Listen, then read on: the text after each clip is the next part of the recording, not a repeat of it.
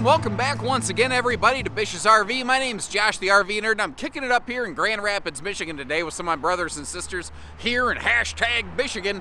Finally getting a chance to put my spin on a video on this model. Years and years ago, we had one of these come in, and it happened to be a week when I was on vacation, and somebody filled in for me here on the channel, and I finally get a chance to put my voice to this one. What's funny is there's a lot of people who have been asking me, hey Josh, can you get a video of that 270BN reflection? Brand new floor plan, never seen anything like it before. This thing's been out for years, and I do believe it is potentially, I think it has more storage kitchen cabinetry space per square foot than like anything else I think I've ever seen. About an acre of countertop space.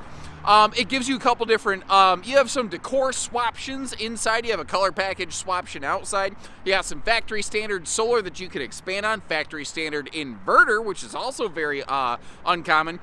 This is also one of the very few fifth wheels that does run on a Torflex suspension system, not just a torsion axle, but like, it's not a leaf spring system. It will ride and handle, not just due to the fact that it's a fifth wheel, which frankly ride and handle much better than trailers, but the fact that it has a better suspension. If what you are looking for is a model to really spend a lot of time on the road traveling, this is fantastic. You can keep a ton of storage in this thing, or a ton of crap in this thing, basically, as it were, in the storage.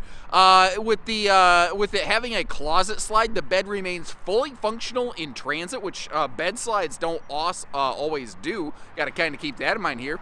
But there's things that the RV doesn't do, and there's some janky things about the seating that you may not like on this one. And I want to go through and show you where I think this thing is just sweeter than pie.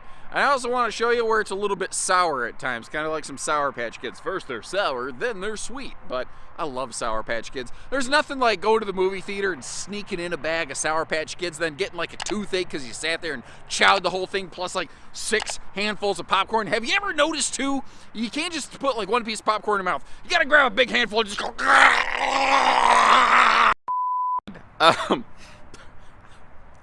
I may have gotten a little off track there. And keep in mind, today we're looking at the lighter interior decor selection, which is my personal preference. With all the woodwork that's in this, it really lightens and brightens it up. But there is a darker, warmer option if that is a little bit more your preference. But if you look at this thing, it just has a tremendous amount of storage. But I want to acknowledge something here. When you're looking at a rear kitchen model, when the majority of the storage is behind the axles, that means that storage does bounce more in transit. Now, historically, in the older years of RVs, like 10 years ago, rear kitchens were just known leakers. A lot of the engineering has changed and improved since then, and I'll never call any RV perfect or failure-proof. I will say, though, on the better kind of, construction lamination methods, all the experience that Rockwood and Flagstaff, hereby referred to as Rockstaff, have going on, I feel pretty good and pretty confident about them. And with their better suspension system, the back of the RV is definitely going to bounce less. And keep in mind, this is a shorter RV, so there's less of it hanging off the back. But the truth of the matter is, compared to like a rear living room, yes, this will jigglate more in transit where all your storage is located. So you're going to kind of have to keep that in mind if you're going to travel, what you're putting in the cabinets, and how you're packing and stacking them, because otherwise your cabinets could really end up in some nasty disarray when you get there. Got the space heating Tootsie Toaster over here under the TV. Now, to be fair, the TV is also mounted very high up in the RV. You're way up in there. Thankfully, it has a remote control. Otherwise, that thing would be hard to get to. And so far, I haven't been very positive and complimentary about the RV. I hope you appreciate that I do try to be real and fair and stuff. I love all the window coverage in this. When you sit down, you have amazing views. And notice all of this solid surface countertop material all over the place here. You've also got a 1, 2, 3 arrangement of pop-up power towers here. So no matter where you're at in the kitchen, you have easy reach appliance outlets with household and USB plugs, including at the very bottom USB Type-C plugs for those needing more advanced chargers, and all of them pop and slot down. You can pop it and lock it like a hip-hop dancer. to become a recessed phone charger, a wireless charge pad. You got a big farm sink going on over here with the double rollaway drying rack, so it is a one giant basin sink. These also use a larger 22-inch oven, and the largest microwave I've ever seen in a fifth wheel this size. It is not convection, but it is a full residential sized microwave. Over here, you do have yourself that 12-volt DC compressor fridge that's approaching 11 cubic foot of cold storage right there, and fast cooling cold storage that is travel safe. And I haven't closed the slide on this one in a while, but when you close it up, you're going to see that that fridge remains travel accessible. This is actually a very traveler-friendly kind of floor plan. The only reason, if you're doing just heavy-duty, serious traveling, the only reason I might recommend the 2445 Rockwood, or whatever the equivalent Flagstaff model number is, I don't know it offhand, apologies. Only reason I might give that one a little bit of a nod is it is slightly shorter, but overall has a lot of the same benefits. Both are just fantastic traveling models. Now, you've got, again, some decor selections, but you also have a seating swaption here. If you're paying attention, you might notice the dinette is directly across from the big Jumbotron television. But what if I told you you have the option of swapping in, instead of a U-dinette, one of Rockstaff's big theater seats that has a folding center armrest if you're looking for a little bit more cuddle compliance and a little bit less population control. The fact is you have a choice between either. So I'd be kind of curious, with that knowledge that you're now armed with, which one would you go with and why? I will go first. I think I would actually go ahead and set up the double Dinofa action on this one. I would do 2 sofas, and I would just skip the dinette. With this being primarily a couples model, and considering the fact that that over there is a trifold sleeper sofa, I still have a guest sleeper. I think I'd rather just have the more comfortable entertainment seating space, but that's my 2 cents. Now, there's some USB outlets, like you see a little phone charge station plugged around there. You saw the pop-up power towers. But there's also a bunch of the outlets in the RV that are labeled inverter circuit. This RV has a factory standard 1,000-watt inverter that is, if you need to, power off battery those outlets. Normally, outlets are not battery powered, in case you're curious. Sometimes, by the way, remember that not everybody knows everything about RVs. So, maybe if you're in like a Facebook group and somebody asks the question, hey, why don't my power outlets work when I'm only plugged into my truck? Like, just help them out. Don't be a jerk about it. Anyway, I see that happen all the time. It irks me. Good news about the TV, voila. It pivots around for some easy viewing. And as we start opening up the kitchen, all this pocket screwed cabinetry. Oh, brother, sister, cousin, uncle, whoever, you can pack them, rack them, and stack them. Massive amounts of storage in this. The overhead overhead cabinets all have extra shelves in them to really, truly just maximize the storage. That dinette, if you do go with the dinette, can fold down into like almost a 7-foot sleeper. And these have day and night roller shades, so you don't have one or the other. You get both, plus the windows are tinted. Now, directly above me back here in the kitchen, there is a ceiling vent. By default, it's nothing more than just a vent. One of the options that you can apply to these is you can choose to add an additional XL vent fan here in the kitchen and potentially in the bedroom if you don't go with the second air conditioner. Second air conditioner and bedroom max air fan are not compatible with one another. Thankfully, you also always have nice ceiling fan up here. These are all standard with a 15,000 BTU air conditioner instead of a 13.5, which is pretty common in the world of fifth wheels nowadays. Last I knew, the bedroom air conditioner was still optional, though some of that stuff kind of does sometimes quietly, silently change. What I want to point out, though, is they are both centrally ducted, so you can really get some awesome airflow in this thing from back to front, front to back. You've also got double ducting all the way through the RV to really maximize the airflow. And every single vent is what's called vented and louvered. It can turn, they can close individually and just push the air, kind of like the dashboard of your vehicle, a little more toward where you would prefer them. Now, as you can see, they have gone with a bedroom closet and bathroom cabinet combo wombo slide over here. And looking up top, this big XL vent fan in the bathroom will always be standard. They always standardize the Fajita Friday Fume Fighter with the roof vent cover. And just in case you're a little bit more gravity friendly and not quite as tall as me, it does actually come with a handy little remote control as well. I'll get you another look at the bathroom from the other angle. But from right here, notice you got that porcelain foot flush stool.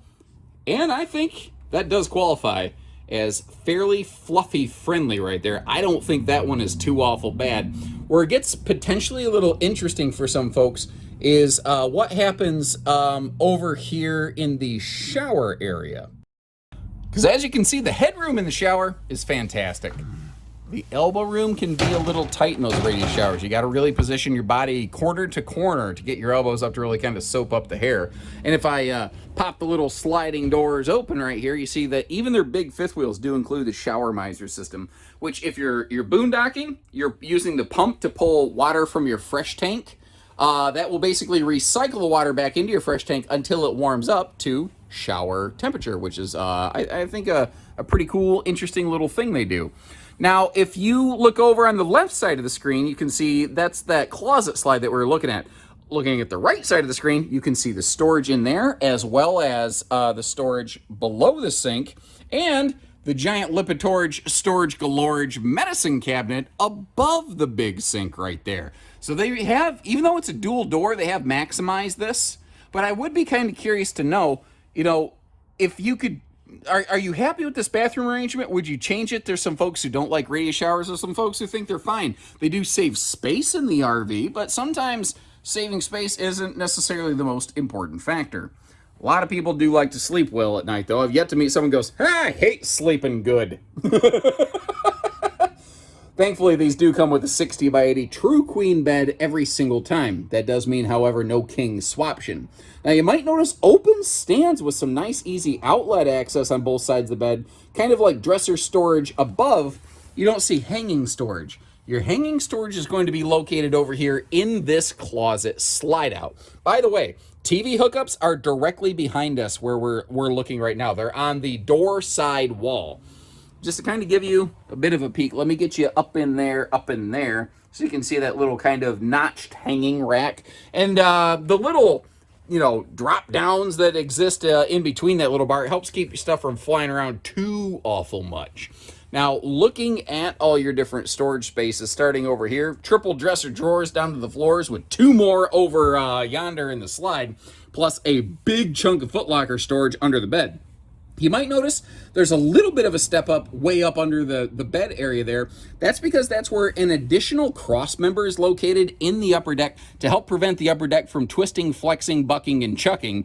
That is an extra support beam right there, in addition to the one that runs across the front of the chassis. Just in case you're curious, a little bit of a the more you know kind of scenario. Now, closing the slides like I do to show you road mode here, this is what I was talking about earlier. Since the bed's not in the slide, since there's full physical construction below it, there's no question you can always use that bed in transit. If a bed's in a slide, nobody can frankly really guarantee it because manufacturers don't offer that promise. If a manufacturer doesn't offer the promise, how can a dealer, because that means it's not covered under their warranty. With the hallway over here on the, the door side of the RV, getting to the bathroom for a travel stop is absolutely no biggie deal. Then we come downstairs. But if you look where the drawers are located, where the sink, where the refrigerator are, these are fantastic for traveling access.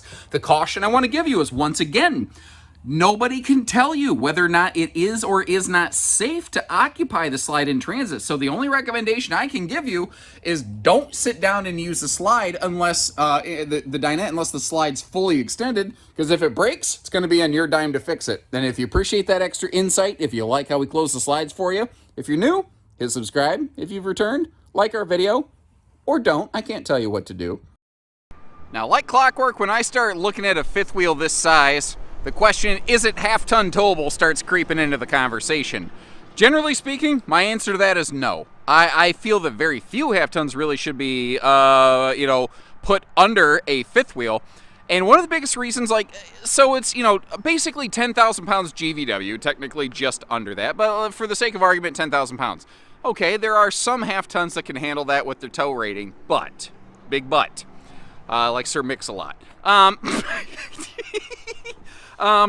What I'm getting at is the hitch weight. The empty, unladen, no cargo hitch weight on this RV is over 1,400 pounds.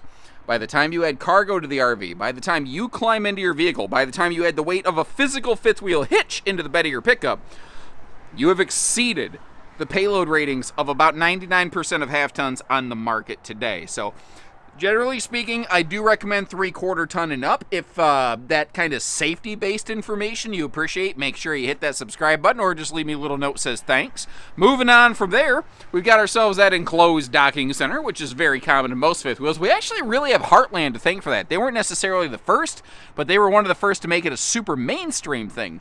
Now this empty canister, that is actually, you can put a filter in there for a water filtration system for any of your potable water areas. The box on the left is your factory standard 1,000-watt inverter. And up top, you can see how this pass-through compartment actually is forced air heated.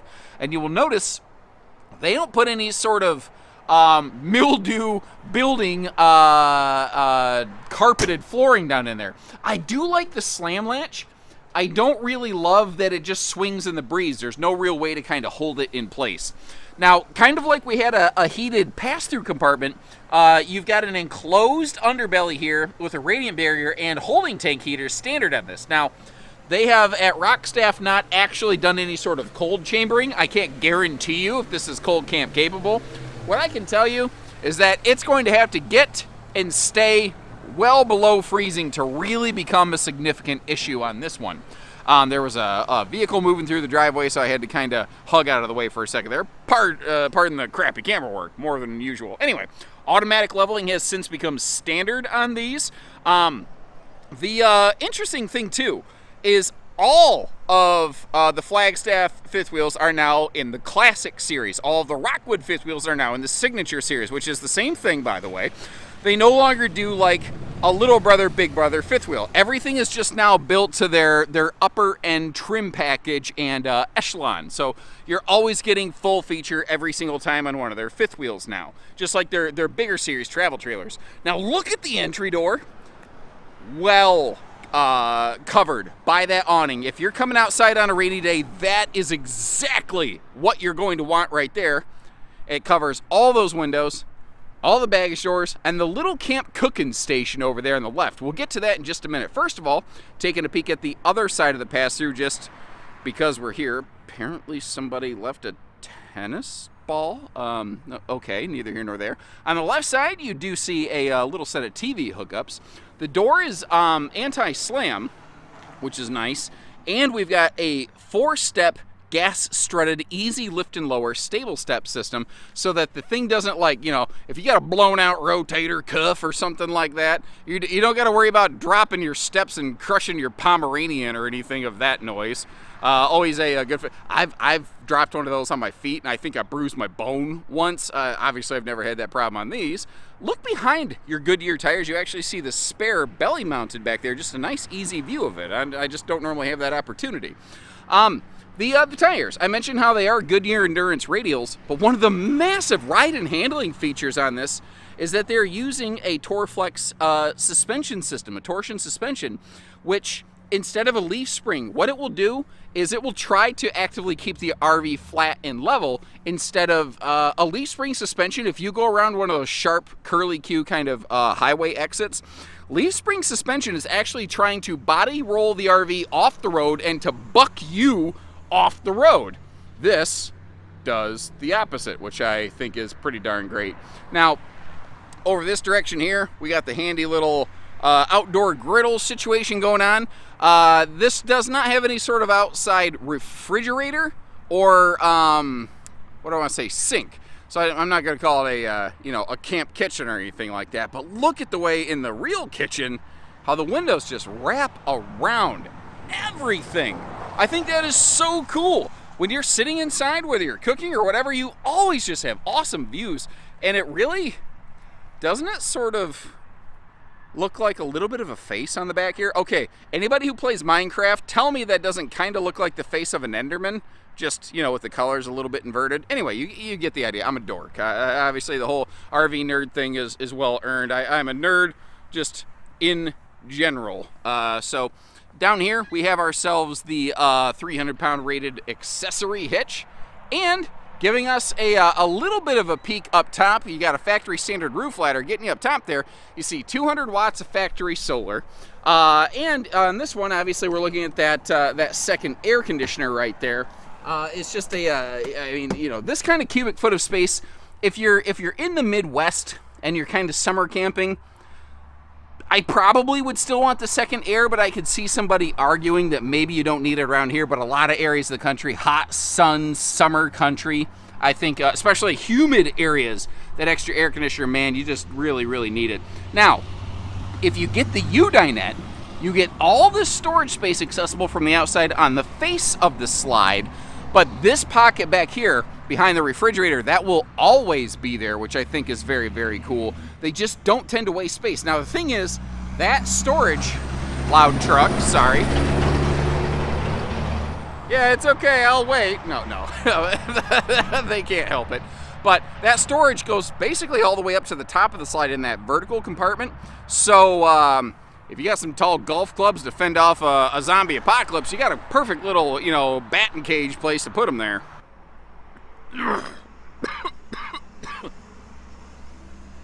Okay. Hopefully I remember to edit that out. Hopefully. Anyway. And so let me know what you think about this one. What color palette, what equipment package, which seating configuration would you go with? Why would that be the better fit for you? Did we equip it right? Do we need to change how we're building these things? Your input continues to help drive this channel and help shape our inventory, sometimes nationwide. So keep that input coming. And I know it's not the Reflection 270BN. I wanted to let people know that there's other people who make a floor plan like that, and I will still try to get that Reflection on footage when I have the opportunity. I just haven't been able to get my hands on one yet. And if you'd like to check that out, when I do happen to have it happen, make sure you hit that subscribe button so you can see it roll out. And in the meantime, probably get to enjoy a bunch of other stuff too. Hopefully less talk about me shoving popcorn in my face at the movie theater like we started with. So until next time, remember, 2 links in the video description on this one for pricing and availability. One for the Rockwood model, one for the Flagstaff model. Combined, I just call them Rockstaff because they're literally the same thing. One is not better than the other, one is not different. And I hope you appreciate that kind of clarity, candor, and transparency. So until next time, take care, stay safe, have fun, and happy shoving popcorn into your face, everyone.